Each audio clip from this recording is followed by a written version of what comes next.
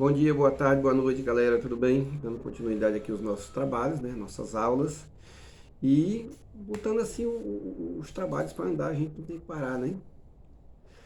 Nosso assunto é o clima, né? Que são aquelas condições de temperatura, pressão, massa de ar, umidade, vento, chuva, ocorrido em um certo tempo em uma dada área, né? Nós já trabalhamos as zonas térmicas, né? Que são três zonas, uma bem iluminada, outra menos iluminada e outra não tão iluminada, que vai definir a situação de quintura, né? Que é mais quente, mais frio, mais ameno, mais frio. Vimos o deslocamento das massas de ar, né? Que as massas de ar, aqueles bolsões de ar, vão se deslocando de um canto para outro, tudo quando eles se encontram tem a formação de chuva, né? Vimos que a latitude, né? Quanto mais você próximo da linha do Equador, mais quente é esse clima e vice-versa, né? Tem uma altitude, quanto mais alto, mais frio, né? E tem uma maritimidade, quanto mais próximo também do mar, mais úmido, mais frio, mais chuvoso vai ser esse clima. Então nós já trabalhamos por demais com esses elementos do clima e vamos ver agora as agressões da natureza que repercute nas alterações climáticas, né? Nós falamos também do efeito estufa, que é justamente uma alteração climática, né? Em que as grande quantidade de fumaça que a gente libera aqui pelos desmatamentos, aliás, pelas queimadas, pelo escapamento dos carros, pelas fábricas, fica ao redor da Terra, né? Fica aquecendo essa Terra, né? Mudando essa condição climática do planeta, fazendo com que os raios solares penetrem na superfície e não ocorra o resfriamento. Como consequência, nós temos o derretimento das calotas polares, que é aquilo que chamamos de aquecimento global. Né? Tem uma alteração nas chuvas, que são as chuvas ácidas, né? Que é justamente quando a gente queima por demais, sobretudo o carvão, a gente libera enxofre. Né? O enxofre se encontra com o hidrogênio e o oxigênio lá em cima aqui das nossas cabeças, vamos dizer assim, e forma o H2SO4, que é o ácido sulfúrico, né? Algo parecido com uma solução de bateria, que a chuva volta, né? A condição climática que é para fazer o bem, agora já não vem tão benéfico que vem com esse ácido e tudo. E a gente fica se perguntando, esse veneno, né, caindo aí sobre nossos mananciais de água, sobre as roças, nas nossas hortaliças, no nosso solo, contaminando nosso lençol freático, o que fazer com isso? Né? Temos também outra alteração climática, que é a ilha de calor, né? Os grandes centros da cidade ficam altamente aquecidos, porque não tem árvores, não tem lagoa, muitos prédios, muito asfalto. Então, até a quintura do centro de Fortaleza tende a ser maior do que o do Zé Walter, que o Conjunto Palmeira, o Conjunto Ceará. As periferias são mais frias e o grande centro da cidade tem uma alteração climática, microclimática, muito grande, muito alta, muito forte, que nós chamamos isso aí de ilha de calor, mais uma outra alteração. No reverso da medalha, né, no outro lado da medalha, se isso aí for a cara, que já é a coroa, é a inversão térmica, que é o resfriamento desse centro da cidade, fazendo com que a temperatura baixe durante a noite nos grandes centros, e aí, por ter uma temperatura assim, digamos assim, incomum de resfriamento, os gases poluentes voltam e ficam próximo da superfície da Terra, causando males àquelas pessoas que moram nas grandes cidades. Então, tudo isso são alterações climáticas, né? Aqui nós temos microclimas. Onde é que temos dois microclimas? Aqui perto das nossas capongas, né? Que em espécie de inverno, principalmente ali no Mal Cozinhado, quando chega no inverno, chega até a ter uma névoa, né? Chega a cair um pouco a temperatura, como também aqueles carnaubais ali de Aquiraz. E nós temos a proximidade do mar também, que tem uma alteração microclimática, tanto é que é o semiárido úmido, não é o semiárido seco, por conta da influência da praia. Então nós temos essas alterações microclimáticas também nas grandes cidades, por exemplo, São Paulo. São Paulo nós temos corredores de vento, que são canyons de ventos, né? Ou seja, onde existe uma arborização muito grande, em alguns bairros de São Paulo, também Fortaleza, conforme seja, aqueles ventos que transitam por ali tudo, tendem a ser os ventos mais úmidos.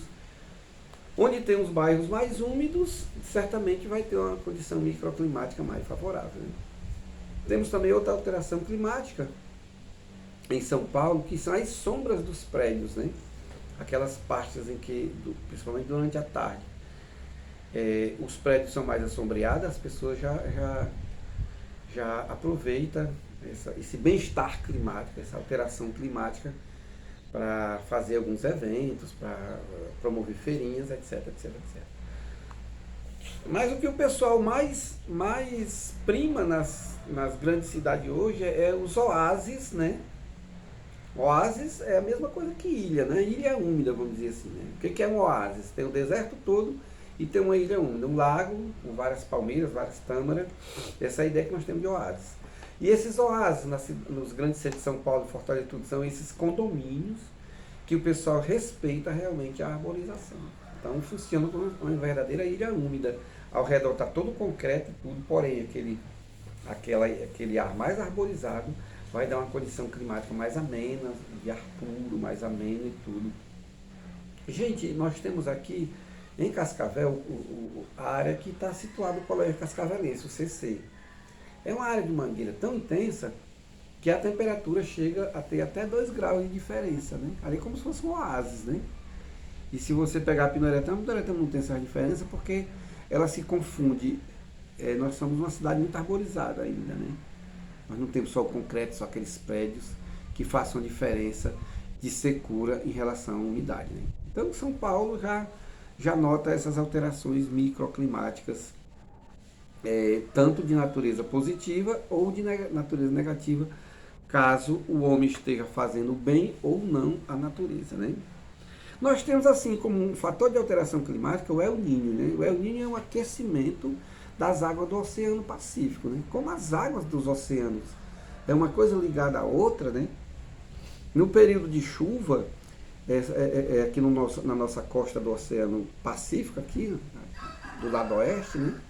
Em tempos de chuva, que é justamente a nossa quadra chuvosa, é para um grande volume de nuvens vindo do Pacífico, né? Porque você sabe que só acontece a chuva quando encontra duas massas de ar de diferente temperatura, que acontece o processo da condensação.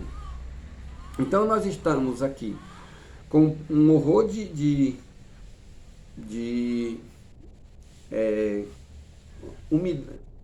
massas quentes esperando a massa fria. Mas quando acontece de 10 em 10 anos, esse é o Ninho, quem vê uma massa quente, o que vai acontecer?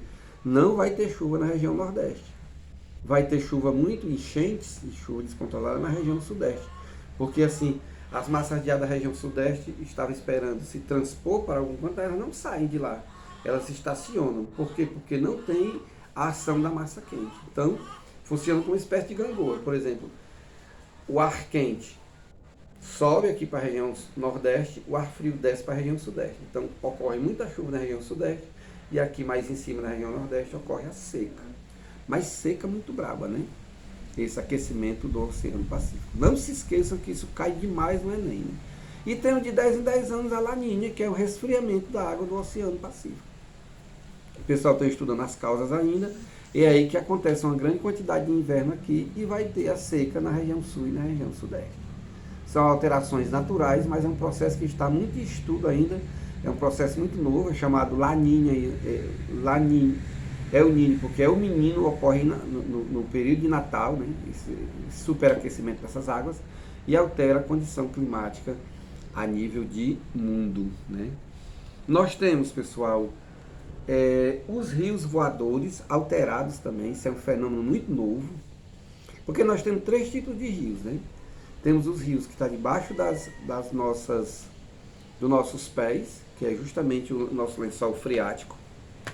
Nós temos os rios superficiais, aí nós já falamos em aulas passadas, né?